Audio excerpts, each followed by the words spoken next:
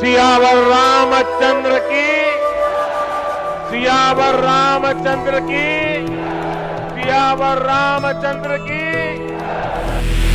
हमारी मस्जिद हमने खोदी और वहां पर क्या किया जा रहा है आप देख रहे हैं। नौजवानों, क्या तुम्हारे दिलों में हमारे दिलों में तकलीफ नहीं होती? ओवैसी पूरी तरह से बौखला गए हैं। बुद्धि ने काम करना बंद कर दिया है। अब उनको अगर ये डर है, भगवान करे उनका डर बरकरार है। আপনারা কোর্টের আন্ডারে করছেন, ইলেকশনের আগে একটা গিমিক শো করবেন বলে। राम मंदिर का पट्टा तो भाजपा के पास नहीं है ना, जो पूरे देश का। देश में श्री राम के प्राण प्रतिष्ठा की तैयारी हो रही है। चारों तरफ राम नाम की गूंज है, लेकिन श्री राम के आगमन में विघ्न डालने की कोशिश हर दिन हर घंटे की जा रही है। कभी हैदराबाद में भाईजान नफरती बयान देकर मुस्लिमों को भड़काते हैं, तो कभी सेकुलर चोला पहने इंडी गठबंधन के नेता श्री राम के नाम पर सनातन पर आघात करते हैं। श्री राम पर जब से असदुद्दीन ओवैसी ने राम मंदिर की जगह मस्जिद की बात कर चिंगारी लगाई है, उसके बाद से लगातार विवाद बढ़ता जा रहा है। पहले इंडी गठबंधन के नेताओं ने सनातन पर टारगेट किया था, अब तो तमाम नेता 22 जनवरी के पावन दिन के विरोध में बयानबाजी करने लगे हैं। पहले आपको ओवैसी का वो बयान दिखाते हैं जिसकी वजह से ताजा विवाद शुरू हुआ है। हमारी मस्जिद हमने खोदी और वहां पर क्या किया जा रहा है आप देख रहे हैं। नौजवानों, क्या तुम्हारे दिलों में हमारे दिलों में तकलीफ नहीं होती कि जिस जगह पर हमने 500 साल हय्या अल सलाह और हय्या अल फलाह की सदाएं दी, जहां पर हमने बैठकर कुरान करीम का जिक्र किया, जहां पर हमने बैठकर सलातो सलाम के नजराने पेश किए, आज वो जगह हमारे हाथ में नहीं है। हैदराबाद में असदुद्दीन ओवैसी ने राम मंदिर के खिलाफ अपनी सोच को दिखा दिया। असदुद्दीन ओवैसी के 2 मिनट की वीडियो में विवादित ढांचे की तस्वीरें बार बार लगाई गई हैं और बार बार ओवैसी ये डराने की कोशिश करते हैं कि मुस्लिमों से उनकी मस्जिद छीनने की साजिश की जा रही है। इसके जवाब में साक्षी महाराज ने भी करारा जवाब दिया है। बाबा बागेश्वर ने तो ओवैसी को अल्टीमेटम दे दिया है। एक दिन भी वहां नमाज नहीं पढ़ी गई, एक दिन भी वहां कुरान नहीं पढ़ी गई और एक दिन के लिए भी रामलला की पूजा वहां बंद नहीं हुई, लगातार पूजा होती रही है। तो वो राम मंदिर था। ये उनका भी भीतर का डर बता रहा है कि वो कितने कमजोर हैं और कितने निर्दयी हैं। अगर हमको मस्जिदें तोड़कर मंदिर बनाना होता तो इतने मंदिर के जितने पुजारी हैं वही अभी तक खत्म कर देते मस्जिदें। हमें मस्जिदें नहीं, मस्जिदों पे मंदिर नहीं बनाने। जहां हमारे मंदिर थे हमें वहां मंदिरों के पुनर्निर्माण करवाने। अब उनको अगर ये डर है तो भगवान करे उनका डर बरकरार रहे। देश में मुस्लिमों का बड़ा वर्ग भी राम मंदिर के उद्घाटन का इंतजार कर रहा है। बैरिस्टर ओवैसी भूल गए हैं कि फैजाबाद से हैदराबाद तक मुस्लिम समाज मंदिर निर्माण में योगदान कर रहा है। कोई चंदा दे रहा है तो कई मुस्लिम मंदिर निर्माण में भाग ले रहे हैं। एक तरह से देश में श्री राम की प्राण प्रतिष्ठा पर उत्सव मनाया जा रहा है, लेकिन ममता बनर्जी को इस उत्सव में भी सांप्रदायिक रंग नजर आने लगा है। ममता बनर्जी ने तो प्राण प्रतिष्ठा को ड्रामा बता दिया। ধর্ম যার যার নিজের, উৎসব কিন্তু সবার। আমি সেই উৎসবে বিশ্বাস করি যে উৎসব সবাইকে নিয়ে চলে, সবাইকে নিয়ে কথা বলে, একতার কথা বলে। আপনারা করছেন, করুন না, কে আপত্তি করেছে? আপনারা কোর্টের আন্ডারে করছেন, ইলেকশনের আগে একটা গিমিক শো করবেন বলে আমার কোনো আপত্তি নেই তো, কিন্তু তাই বলে অন্য সম্প্রদায়ের মানুষকে অবহেলা করা।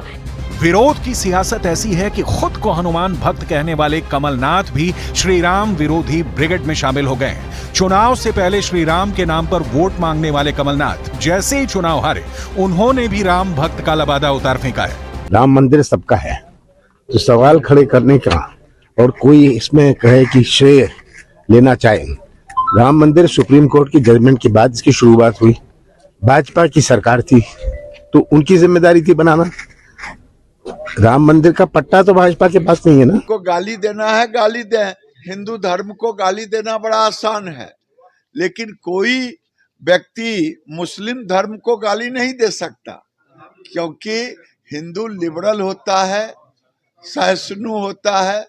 इसलिए जदयू और आरजेडी के लोग घूम घूम करके सनातनियों को गाली दे रहे हैं। श्री राम का विरोध कोई भी कर ले, बयान कितने भी आ जाएं, लेकिन राम के भक्तों के उत्सव का दिन नजदीक है।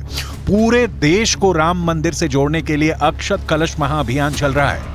यूपी में श्री राम लला प्राण प्रतिष्ठा समारोह घोषित हो चुका है। यूपी में 22 जनवरी को स्कूल कॉलेज में छुट्टी घोषित कर दी गई है। अयोध्या में राम लला के गर्भगृह का सोने का द्वार बनाकर काम पूरा हो चुका है। इसकी सुंदर तस्वीर दुनिया देख रही है।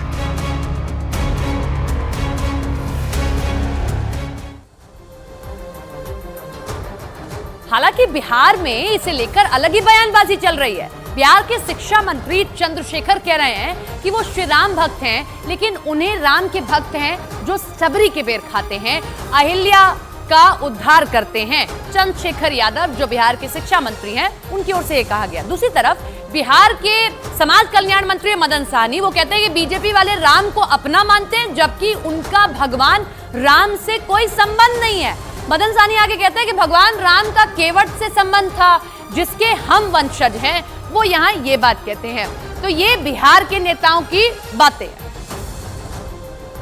ज्यादा पुरुषोत्तम प्रभु श्री राम का मैं भक्त हूँ,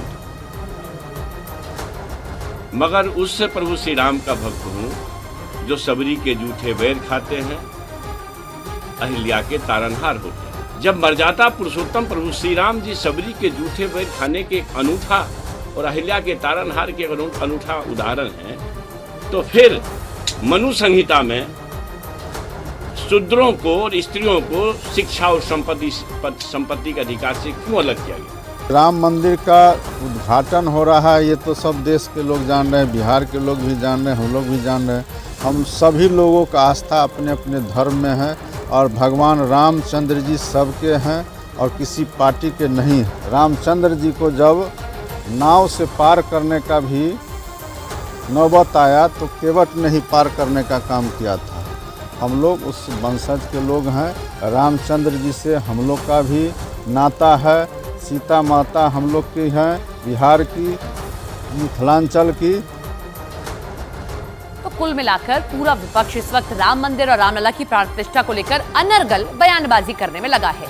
ऐसे में प्रधानमंत्री नरेंद्र मोदी ने अपने मंत्रियों और बीजेपी के नेताओं को बड़ा निर्देश दे दिया। क्या दिया वो जरा देखिए। प्रधानमंत्री नरेंद्र मोदी ने कहा कि राम मंदिर पर बेवजह की बयानबाजी से बीजेपी के नेताओं को बचना चाहिए। राम मंदिर पर आस्था दिखाएं, आक्रामकता नहीं दिखाएं, मर्यादा का ख्याल रखें और अपने क्षेत्र में किसी तरह की गड़बड़ी न होने दें। 22 जनवरी के बाद लोगों को रामलला के दर्शन के लिए आप लेकर आए। हालांकि राम मंदिर के मुद्दे पर जो राजनीति इस वक्त देश में चल रही है, उस पर केंद्रीय मंत्री अनुराग ठाकुर और केंद्रीय मंत्री मीनाक्षी लेखी ने तीखा हमला किया। अनुराग ठाकुर ने कहा कि बीजेपी राम जन्मभूमि की लड़ाई को सिर्फ लड़ा नहीं है, बल्कि निर्णायक रूप में लाकर खड़ा किया। वहीं मंदिर निर्माण को फिजूल खर्ची बताने वाले समाजवादी पार्टी के नेता शिवपाल यादव को केंद्रीय मंत्री मीनाक्षी लेखी ने जवाब दिया। आज अगर हम राम की बात करते तो कहते हैं कि हम राजनीति करते हैं। भारतीय जनता पार्टी ने अगर अटल जी और अडवाणी जी के समय से लेकर मोदी जी के समय तक हमने केवल इसको वोट बैंक की राजनीति के लिए नहीं, हमारी विचारधारा की लड़ाई थी। हमने केवल राम जन्मभूमि के लिए लड़ाई लड़ी ही नहीं, उसको निर्णायक रूप में लाकर खड़ा भी किया है। राम मंदिर के नाम पर हम लोग फिजूल खर्च कर रहे होते तो जिनको राम की मर्यादाओं का ज्ञान है, जिनको राम के नाम में भरोसा है और जो विरासत पर गर्व करते हैं, वो इस तरीके की बातें नहीं करते। आज देश ने तय किया है और प्रधानमंत्री जी ने सीधे तौर पर हमको दिशा निर्धारित की है कि अगर 2047 में भारत को एक विकसित राष्ट्र बनना है, तो आत्मनिर्भर राष्ट्र बनना है, तो अपनी विरासत पर गर्व करना होगा।